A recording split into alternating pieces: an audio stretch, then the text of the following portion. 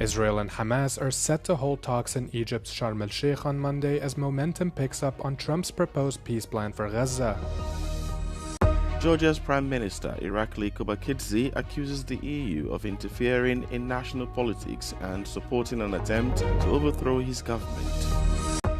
Weather conditions improves across Europe after 3 people were killed over the weekend as Storm Amy raged across the continent. Israel and Hamas are set to hold talks in the Egyptian city of Sharm el-Sheikh on Monday as hopes continue to grow over a possible ceasefire. According to Prime Minister Benjamin Netanyahu's office, Israel's top negotiator Ron Dermer will lead the delegation. The talks will be mediated by Egyptian officials who will also be joined by U.S. Special Envoy Steve Witkoff. Cairo says the talks will focus on the proposed exchange of all remaining hostages in Gaza for thousands of Palestinian prisoners held in Israeli prisons. It comes after Hamas announced on Friday that it was prepared to release all hostages in accordance with U.S. President Donald Trump's 21-point peace plan. U.S. Secretary of State Marco Rubio hailed the move, saying it was the closest we've ever come to getting all the hostages released. The group, however, noted that other parts of Trump's peace plan require further consultation.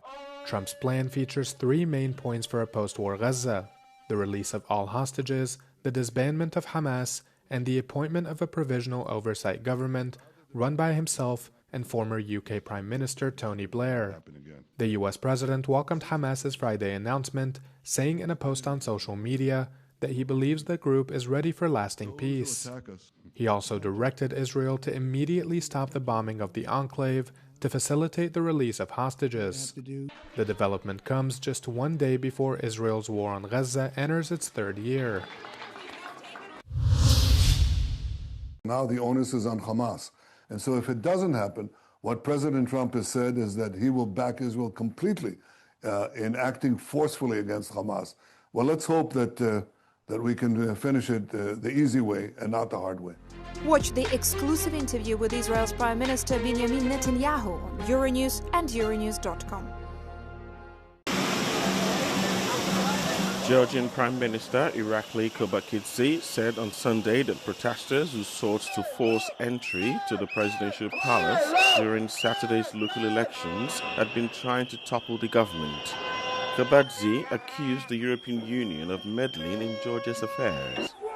His remarks came after tens of thousands of protesters gathered in the Georgian capital on Saturday to call for the resignation of the current government just as local elections took place.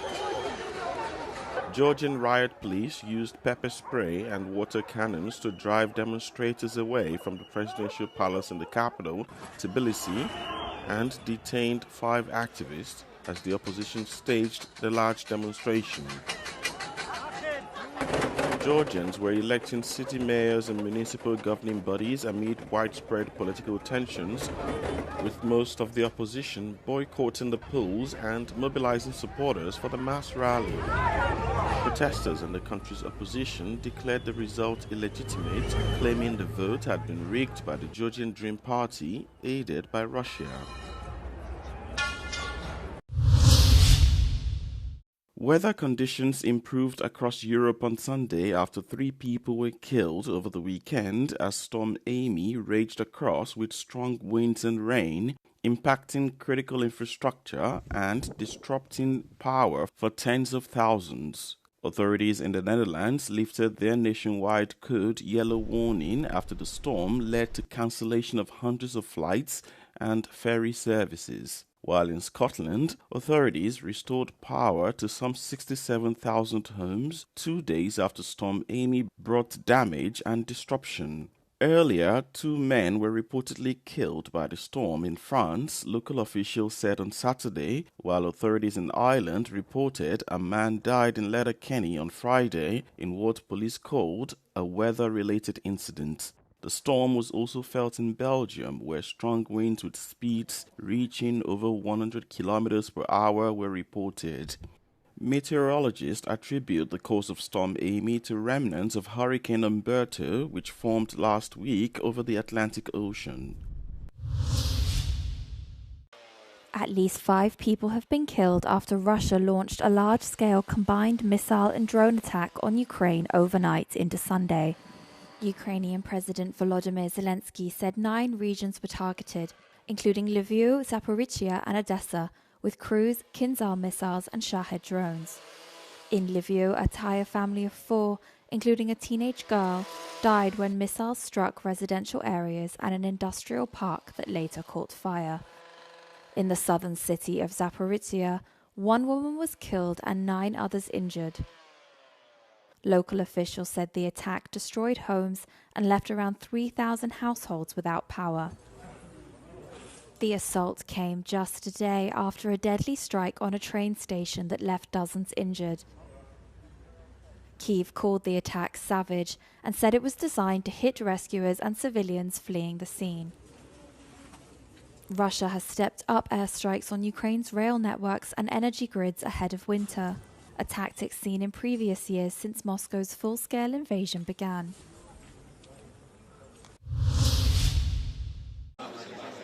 EU leaders are working on a drone wall on Europe's eastern flank to counter a rapidly increasing security challenge from drone incursions into NATO airspace. But in nearby Finland, the country's security model makes war readiness part of everyday life. The whole society is prepared for an invasion at any time. Finland's network of nuclear and bomb shelters are widespread and there's enough room for well over the population of 5.6 million. This is an example of the Finnish comprehensive security model. It's one of 50,000 underground bedrock shelters all across Finland. This one here in the centre of Helsinki is 20 metres underground. It has strong bomb blast protection and at its peak can hold 6,000 people, but it means that each person would have less than 1 metre squared each in a time of war. The policy has been baked into Finnish society for decades, not least because Finland has a 1,300-kilometre border with Russia, the largest in NATO territory, so they've always felt the need to remain on guard. But there is more appreciation for it since the Russian full-scale invasion of Ukraine. We have had this idea that we need to protect our citizens, we need to protect the civilians, which is within our DNA. So nothing has been changed on that point of view. But yes, the public interest on our civil defense system has been rocketing. While they're not needed as shelters, they double up as amenities for hockey games, car parks or playgrounds.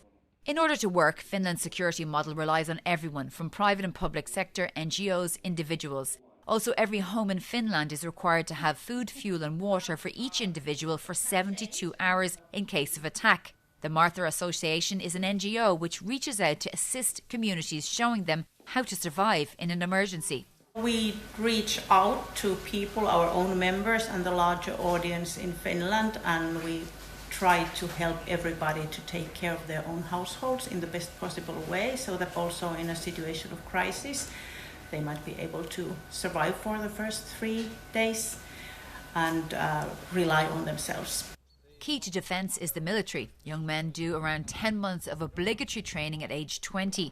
These conscripts say they'd consider returning to the army if Finland was at war, and might even consider taking part in a mission in Europe, including the coalition of the willing in Ukraine.